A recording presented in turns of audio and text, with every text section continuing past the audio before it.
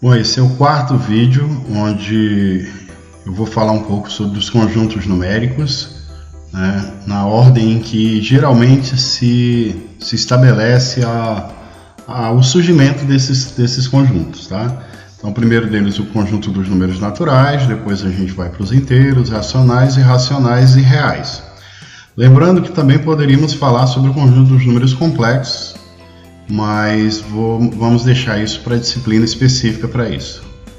Bom, o conjunto dos números naturais, geralmente representado pela letra N, ele é formado por esses elementos, né? Os números começando a partir do zero, 1, 2, 3, 4 e assim sucessivamente. É um conjunto infinito, geralmente representado pela letra N. Alguns autores utilizam a letra N dessa forma aqui, com esse tracinho do lado, para diferenciar da letra N normal.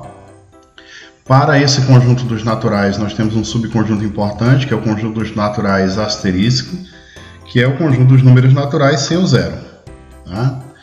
As operações que estão bem definidas dentro do conjunto dos números naturais é a operação de adição e a operação de multiplicação. O que significa isso? Significa que, dados dois naturais quaisquer, a soma e o produto desses naturais continuará sendo natural. Então, se eu somar o x com y, isso continua aqui dentro dos naturais. E se eu multiplicar o x pelo y, isso também continua sendo natural. Bom, o próximo conjunto é o conjunto dos números inteiros, geralmente representado pela letra z, mas alguns autores utilizam a letra z com um traço aqui do lado para representar os inteiros. Observe que dentro dos inteiros nós temos os naturais, né? E entram aqui os números negativos dentro dos inteiros. Então nós temos aqui o z asterisco também, onde o zero não vai estar mais aqui, né? Esse asterisco nos conjuntos numéricos indica exatamente que o zero não faz parte.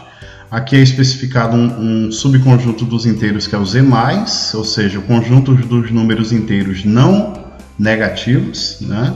Que aí entra o zero, que não é negativo, 1, que não é negativo, e assim por diante. Poderíamos falar aqui também do z-, que aí seria o conjunto dos números inteiros não positivos.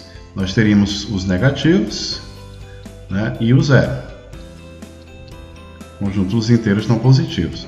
Estão bem definidas dentro dos inteiros a operação de adição e de multiplicação, do mesmo jeito que a gente viu para os naturais, mas também está bem definida aqui a operação de subtração.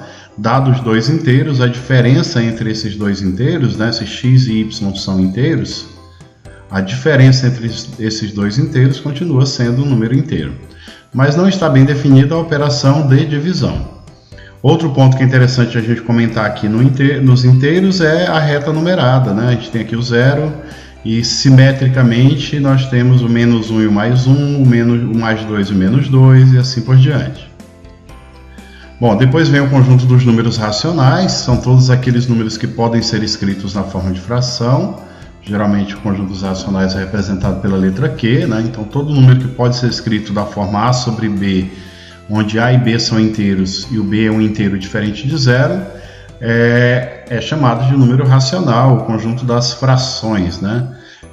Nós vamos ter um vídeo falando especificamente do conjunto das frações e os tipos de fração que podem ser construídas, tá? E a forma que elas podem ser representadas, vai ter um vídeo específico para isso. Com isso a gente já tem essa inclusão, os naturais, todo natural é inteiro e todo inteiro é racional. Então nós temos essa inclusão aqui. Os naturais estão dentro dos inteiros, estão contidos dentro dos inteiros, que por assim ser está contido dentro dos racionais.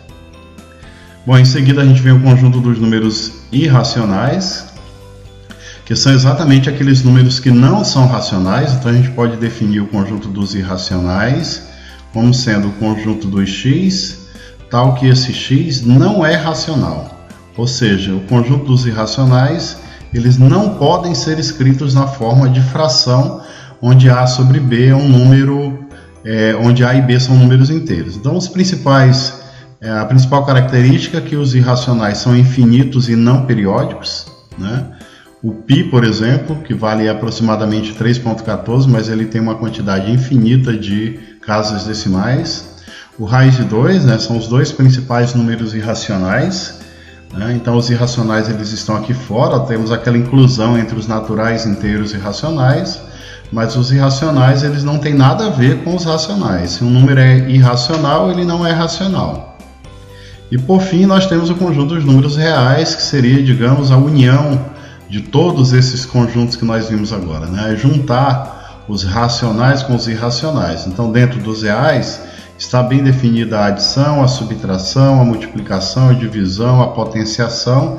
E esse é um diagrama que mostra direitinho essas inclusões, né? Todo natural é inteiro, todo inteiro é racional, todo racional é real. E todo irracional também é real. Por isso que o conjunto dos reais ele é definido dessa forma, como sendo a união desses dois. Ok?